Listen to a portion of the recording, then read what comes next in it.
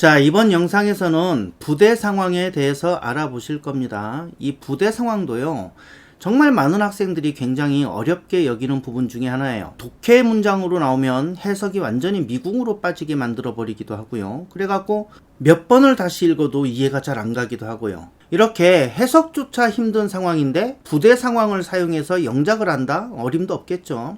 그리고 이 부대 상황에 대해서 정확하게 이해를 하지 못하니까 또 수많은 공식들이 또 탄생합니다. 그래서 그 공식들을 또 외워야 하는 이런 골치 아픈 상황이 발생하는 거예요. 근데 사실 1강부터 순서대로 차근차근 공부하신 분들은 이런 모든 것들이 사실은 어려운 게 아니고 정확히 몰라서 제대로 이해하지 못해서 어렵게 느껴졌던 것 뿐이라는 거, 이거 많이 아실 거예요. 우리 채널 댓글만 봐도 그런 소감을 말씀하시는 분들이 정말 많죠. 제대로 이해만 하면 와, 내가 그동안 저것 때문에 고생했단 말이야, 막 이런 생각이 들고 심지어는 화도 나요. 그리고 그 제대로 이해한다는 것이 뭔가 심오한 우주 철학을 끌어오고 이해하기 어려운 예시를 드는 게 아니라 우리가 이제 1강부터 차곡차곡 공부해왔던 그 단순하고 평범한 원리들을 가지고 원리 원칙대로 따져서 이해하는 게 대부분이었어요. 제가 관계대명사를 설명하고 분사를 설명하는데 뭔가 엄청나고 심오한 이론을 가지고 여러분들을 설득하지 않았잖아요. 그죠? 자, 그래서 부대 상황도 마찬가지라고요. 너무너무 난해하고 어려워 보이지만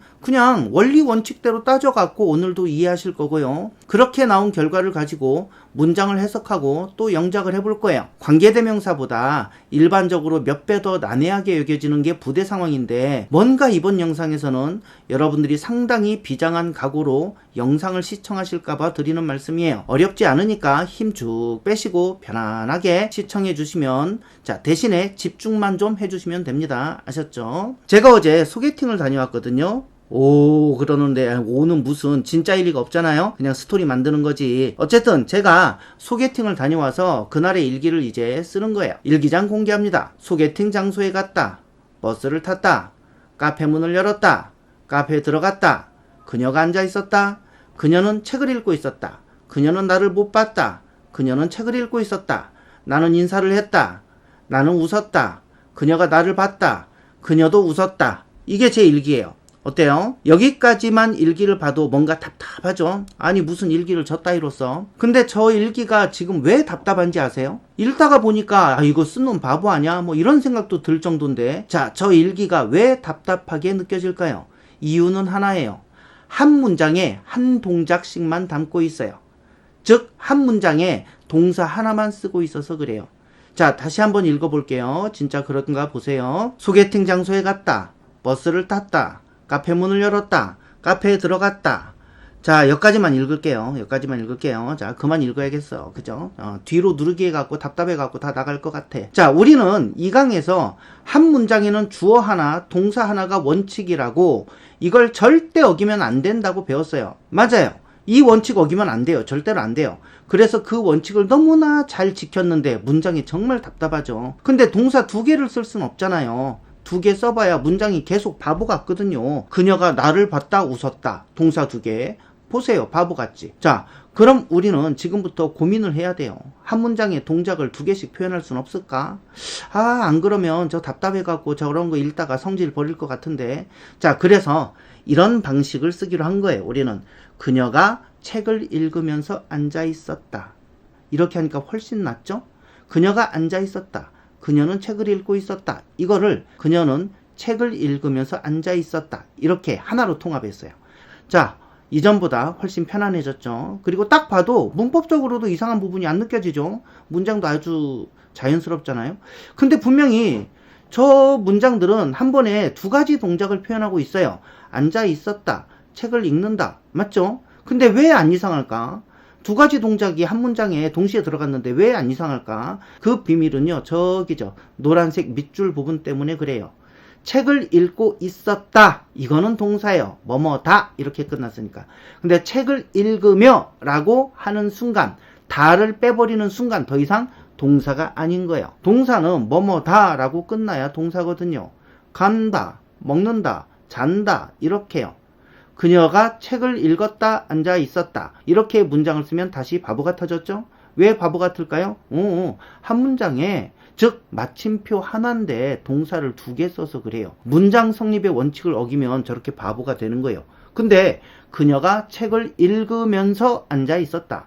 이렇게 읽다라는 동사를 읽으면서 이런 형태의 안동사로 바꾸니까 너무 자연스럽죠. 편해졌고. 안동사는 뭐냐고요? 동사 아니라고. 동사 아닌 거. 안동사. 자, 그럼 우린 여기서 한 가지 결론을 얻어야 해요. 자, 두 가지 동작을 한 문장에 표현하려면 동사 두 개를 써야 할까요? 아니면 둘 중 한 놈을 안동사로 바꿔야 할까요? 그쵸? 둘 중 한 놈을 안동사로 바꿔야 돼요. 그래야 문장 성립의 원칙, 주어 하나, 동사 하나라는 원칙도 지킬 수 있고 또 표현도 자연스럽게 되고 또 두 가지 동작을 한 문장으로 표현하니까 답답하지도 않죠. 자, 그 다음에 두 번째 주목할 점이에요. 그녀가 앉아있는 것과 책을 읽는 것이 따로따로 발생한 사건인가요? 즉 앉아있다가 그 동작 끝나고 책을 읽었다던가 책을 읽다가 책 읽는 걸 멈추고 다시 앉았다던가 그건 아니죠. 그녀는 지금 두 가지 동작을 한꺼번에 하고 있어요. 앉아서 책을 읽는다. 앉아있다. 책을 읽는다. 동시에 저 두 가지 동작을 하고 있는 거예요. 맞죠? 여러분들 지금 영상 보시면서 카톡하고 있죠? 영상 보시면서 화장실에 계신 분도 있죠? 영상 보시면서 식사하시는 분도 있죠? 여러분들 지금 두 가지 동작을 한꺼번에 하시는 거예요. 자, 이렇게 두 가지 동작을 한꺼번에 하는 걸 부대 상황이라고 그래요. 부대라는 말은 사전적인 의미로는 덧붙인다, 추가한다 이런 뜻이에요. 그래서 한 가지 동작에 또 다른 동작을 추가해서 표현한다. 그러니까 쉽게 말하면 한 문장으로 두 가지 동작을 동시에 표현한다. 이런 뜻인 거예요. 알고 보니 별거 아니죠? 두 개의 동작을 동시에 한다고. 그죠? 지금 화장실에 앉아서 영상 보시는 그분처럼 그게 부대 상황이라고. 그럼 부대 상황에 대해 일단 우리가 알아낸 것을 정리 한번 해볼게요. 첫째, 부대 상황은 우리 한국어에도 있었다. 당연히. 방금 확인하셨잖아요. 그녀가 책을 읽으며 앉아 있었다. 책도 읽고 앉아도 있고 한 번에 두 가지 행위를 하잖아요. 아, 그러니까 부대 상황이 영어에만 있는 그런 게 아니었네. 그죠? 일단 좀 덜 억울하죠. 우리말에도 있는 거니까 영어만 욕할 게 아니었던 거예요. 자, 둘째, 두 가지 동작을 표현하지만 하나는 안동사로 바꿨다. 안동사 뭐라고요? 동사 아닌 거. 맞죠? 한 문장으로 두 동작을 표현한답시고 동사 두 개 뻔뻔하게 막 집어넣고 당당하게 저 쳐다보시면 안 돼요. 자, 한 문장에는 동사가 하나만 와야 된다는 거 이거 절대 원칙입니다. 셋째, 부대 상황을 나타내는 표현은 뭐뭐 하면서 뭐뭐 하느라고 이런 해석이구나. 즉 그녀는 책을 읽으면서 앉아 있었다. 부대 상황은 우리말로 뭐뭐 하면서 뭐뭐 하느라고 이렇게 표현이 되는구나. 이 세 가지가 어려우신가요? 자, 우리말에도 있다. 두 동작 표현이지만 동사 두 개 쓰면 큰일 난다. 하나는 안동사로. 그리고 표현 방식은 뭐뭐 하면서 뭐뭐 하느라고 이렇게 표현이 된다. 자, 우리말을 통해서 살펴보니까 별로 어렵진 않죠? 그럼 이제 여러분들은 저 문장이 어디가 잘못되었는지 아실 수 있을 거예요. 너 왜 전화 안 받아? 그랬더니 나 숙제했다 바빴다. 이 문장 이상하죠? 왜 이상해요? 동사가 두 개야. 맞아요. 그죠? 숙제했다. 바빴다. 동사가 두 개라니까요. 물론 저 바빴다는 우리 한국어에서는 형용사예요. 서술어고. 그러나 우리는 영어 기준으로 설명하는 겁니다. 뭐뭐다 그러면 영어에선 그냥 동사라고 보셔야 돼요. 자, 그럼 밑줄 친 숙제했다를 안동사로 바꿔야 돼요. 왜? 맨 끝에 있는 바빴다는 본동사야. 한국어 문장 맨 끝에 있는 동사는 본동사라고. 그죠? 그걸 건드리면 안 돼요. 자, 동사 두 개면 저렇게 바보 문장 나오니까 저 숙제했다라는 중간에 있는 저놈을 안동사로 바꿔야 돼요. 어떻게 바꿔야 될까요? 나는 숙제하느라고 바빴다. 이렇게 하면 자연스럽죠? 한국어라 너무 쉽죠? 여러분들은 한국 사람이니까 너무 쉬울 거예요. 숙제했다라는 동사가 숙제하느라고 이렇게 뭐뭐다가 사라져버렸어요. 즉 안동사로 바뀌었어요. 동사 두 개였던 오류가 해결된 거예요. 자, 이제 그럼 저 문장을 영어로 바꿔볼 거예요. 나는 숙제하느라고 바빴다. 한국어로는 굉장히 짧고 평범한 문장이지만 막상 영어로 바꾸려니까 좀 막막하죠. 자, 이거 공식 외우신 분들도 있을 거예요. 배워갖고, 그죠? 하지만 저는 주로 공식 외우는 걸 정말 싫어하거든요. 그래서 공식 없이 해결할 거예요. 자, 영어 어순으로 배열해 볼까요? 주어는 나는, 동사는 맨 끝에 바빴다. 그 다음에 뭐가 남아요? 주어 동사 배치하고 나니까 남는 건 뭐예요? 숙제하느라고 이게 남네. 그럼 남는 거 뒤에 쓰시면 되는 거예요. 주어 동사 먼저 배치해 놓고 나는 바빴다. 숙제하느라고 이렇게 배치가 끝났죠? 그럼 이제 저 문장을 영어로 바꿔볼 거예요. 자, 그대로 영어 단어만 집어넣으면 됩니다. 나는 I 바빴다. 과거 시제네요. was busy. 문장 만들 때 저렇게 비동사 써야 할지 말아야 할지 모르시는 분들 계시죠? 조금 기다리세요. 동사편 가면 쉽게 해결됩니다. 자, 그럼 숙제하느라고인데 일단 우리가 지금 뭐뭐 하느라고 라는 표현을 영어로 어떻게 하는지 모르니까 동사를 그대로 가져다 쓸게요. 그럼 I was busy do my homework 이렇게 될 거예요. 역시 문제가 생겼죠? 동사가 두 개야. was 얘도 동사고 do 얘도 동사야. 그죠? 한 문장에 동사 두 개네. 이러면 큰일 난다 그랬죠? 절대 안 되는 거예요. 그럼 우린 저 do를 안동사로 바꿔야 돼요. 자, 우리 동사를 다른 품사로 바꾸는 거 알고 있어요. 딱 세 가지 있었죠. 동사를 다른 품사로 바꾸려면 첫째, 동사 앞에 to를 붙인다. to 부정사. 둘째, 동사를 분사의 형태로 바꾼다. 분사는 동사가 아니고 형용사라 그랬어요. 자, 근데 분사는 두 가지가 있지. 현재 분사, 과거 분사. 셋째, 동사를 동명사 ing로 바꾼다. 이렇게 딱 세 가지가 동사를 다른 품사로 바꾸는 방법이었어요. 더 이상은 없어요. 우린 지금 저 동사 do를 동사가 아닌 걸로 바꿔야 되는데 선택할 수 있는 건 어차피 보시다시피 세 가지예요. 골라보실래요? to 부정사이거나 분사이거나. 근데 분사에는 두 가지로 나뉘죠. 현재 분사이거나 과거 분사이거나 그리고 동명사이거나. 이것들 중에 하나가 정답이 될 거예요. 어느 놈을 골라야 할까요? 자, 일단 지금 저 상황이 동시 동작이에요. 힌트 드립니다. 함께 어떤 동작이 일어나고 있어요. 함께 진행 중인 동작인 거예요. 앉아도 있고 책도 읽고. 자, 이 점에 주목해 보시면 됩니다. 그럼 힌트가 되나요? 숙제하느라고 바쁜 건 따로따로가 아니에요. 한꺼번에 동시에 발생하고 있는 같이 진행되는 사건이잖아요. 그럼 정답이 뭘까요? 그쵸. 현재 분사 ing예요. 진행. 그죠? 지금 이 순간 동시에. 여기서 여러분이 이제 현재 분사가 가진 또 하나의 추가적인 뜻을 아시게 되는 거예요. 마치 어떤 단어 하나 나오고 그 뜻을 공부하듯이 단순히 단어 취급하시면 돼요. 부대 상황 이런 거 필요 없고, 그죠? 현재 분사 ing의 중요한 추가적인 의미, 뭐뭐 하면서, 뭐뭐 하느라고 이런 뜻도 있구나.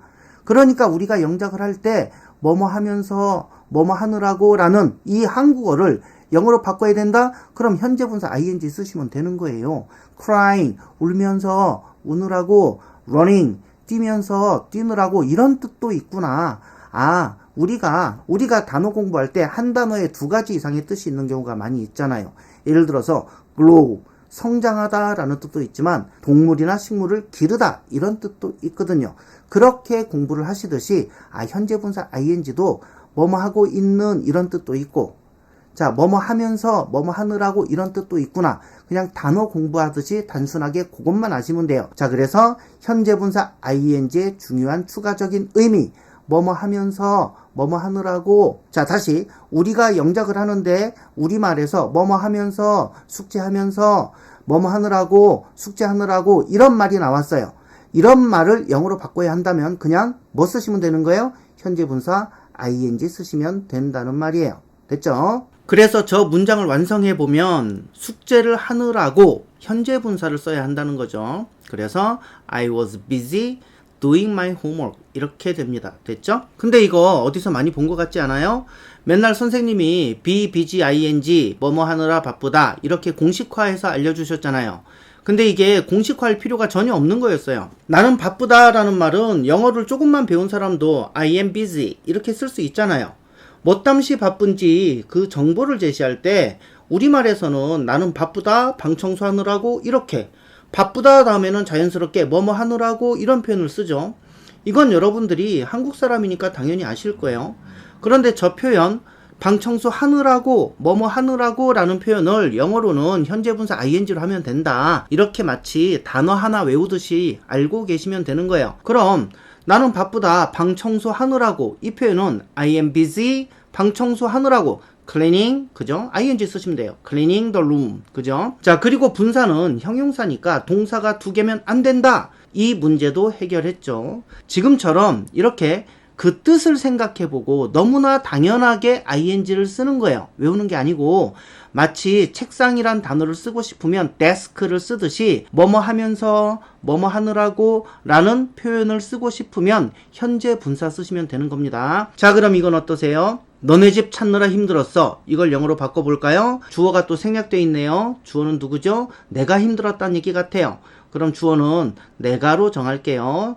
자, 그럼 내가 너네 집 찾느라 힘들었어. 이런 문장이 나왔어요.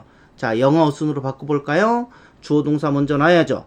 내가 힘들었어. 그죠? 자, 뭐 하느라고 힘들었을까? 이거 놓으면 되겠죠? 너네 집 찾느라고. 여기서 힘들다, 어려웠다 라는 표현은 have difficulties 이렇게 쓰시면 됩니다. difficulty. 얘가 어려움이란 뜻이니까 어려움을 가지다, 어려움이 있다 이런 뜻이겠죠? 주어는 내가 I. 동사는 힘들었다, have difficulties. 근데 과거형이니까 had를 쓸 거예요. 자, 너네 집을 찾는다 라는 표현은 find your house 이렇게 놓아볼게요.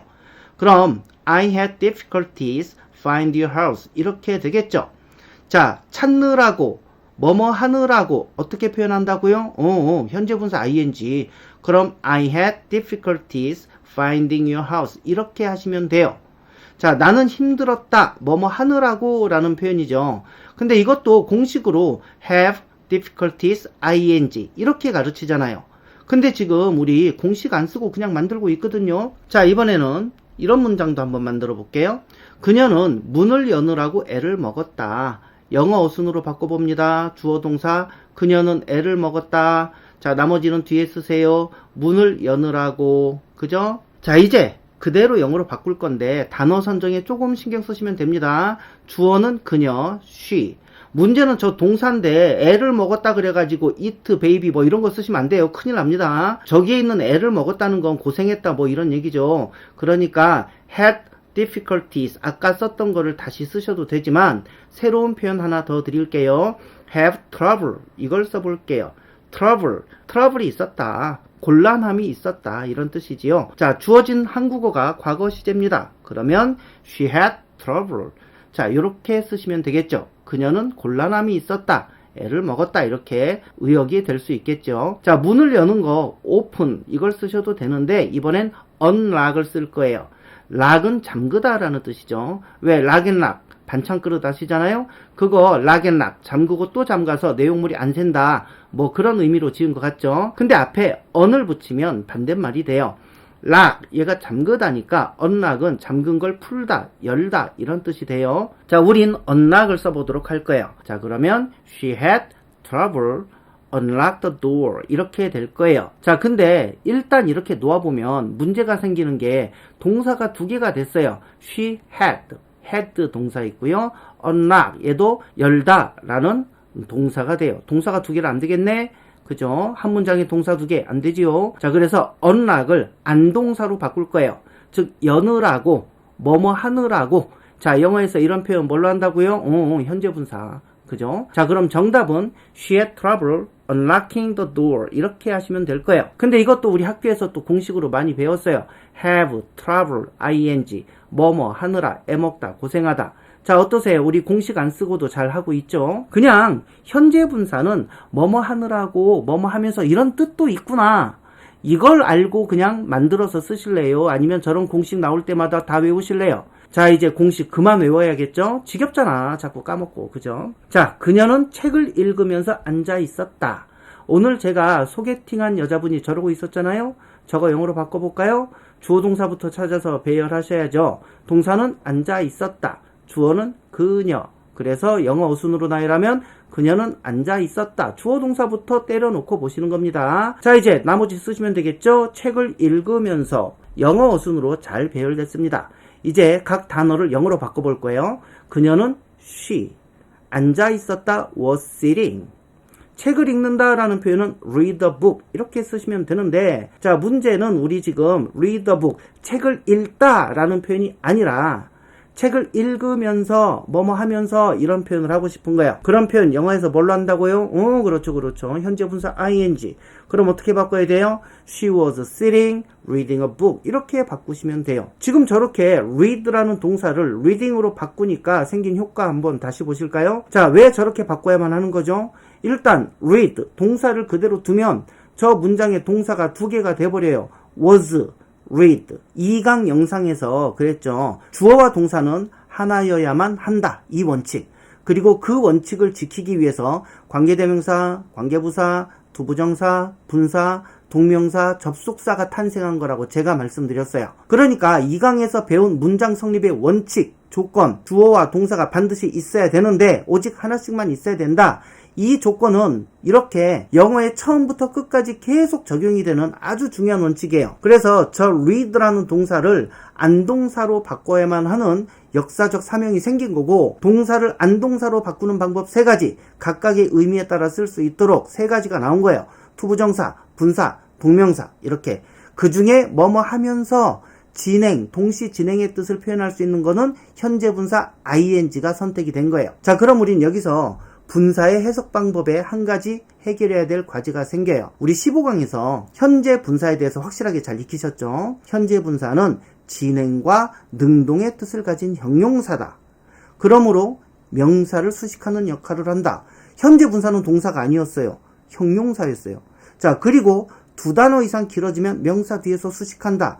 우리 이거 형용사 공부하면서 15강 현재 분사 공부하면서 지겹도록 많이 듣던 얘기예요. 자, 그래서 a baby crying in the room. a baby, 아기. 아기라는 명사 뒤에 crying, 현재 분사. 그럼 앞에 아기를 꾸며야지. 아기인데 어떤 아기? 방에서 우는 아기. 굉장히 우리가 많이 봤던 표현이죠. 근데 여기서 살짝 한 발만 더 들어가 볼게요. 현재 분사는 진행의 뜻도 나타내고 능동의 뜻을 가진다. 이 말 기억하시죠? 능동이라는 게 뭐죠? 그 행위를 직접 하는 거예요. 저 표현에서 아기, a baby와 울고 있다, crying의 관계를 잘 보세요. 울고 있는 아기란 얘기인데 누가 울어요? 누가 crying 하고 있는 거예요? 그죠? 아기가 crying 하는 거예요. 아기가 crying 하는 주체예요. 맞죠? 그래서 현재 분사를 진행과 능동의 의미를 지닌다 라고 얘기를 하는 거예요. 이 경우는 직접 crying in the room이 아기라는 명사를 꾸미도록 해석하시면 돼요. 자, 근데 이 문장 한번 보실까요? I was busy doing my homework. 아까 했던 문장이죠. 나는 바빴다. 숙제를 하느라고. 현재 분사 doing이 쓰였어요. 근데 doing my homework 이렇게 3단어가 결합이 돼 있는데 현재 분사구만. 형용사구만. 길어졌구만. 그럼 앞에 명사를 꾸미겠군 하고 딱 보니까 명사가 없네. 큰일이네. 자, 앞에 명사를 꾸미려 했더니 명사가 없어. 그럼 이럴 때는 어떻게 해요? 자, 이럴 때는 당황하지 말고 부대 상황이구나. 동시 동작이구나. 뭐뭐 하면서 뭐뭐 하느라고 이렇게 해석하라는 뜻이구나 하시면 됩니다. 왜냐? 현재 분사는 앞에 명사를 꾸미던가 아니면 부대 상황이던가 이 2가지 경우밖에 없다고 생각하시면 돼요. 여러분들이 마주치실 일은 이 2가지 경우예요.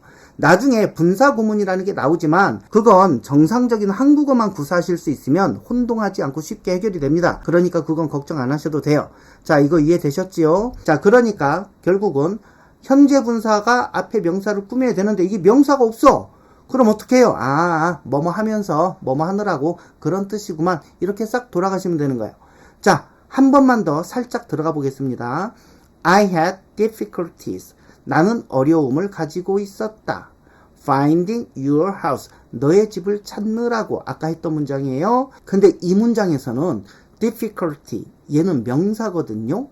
difficult 어려운이란 형용사고 difficulty 어려움 고난이라는 명사예요. 이렇게 단어 뒤에 ty로 끝난 단어는 거의 90% 이상 명사라고 보시면 됩니다. 근데 명사 difficulties 얘는 difficulty의 복수형이니까 얘도 당연히 명사겠죠. 자, 명사 뒤에 현재 분사 finding이 왔어요. 앞에 명사 difficulty를 꾸며주면 되겠다.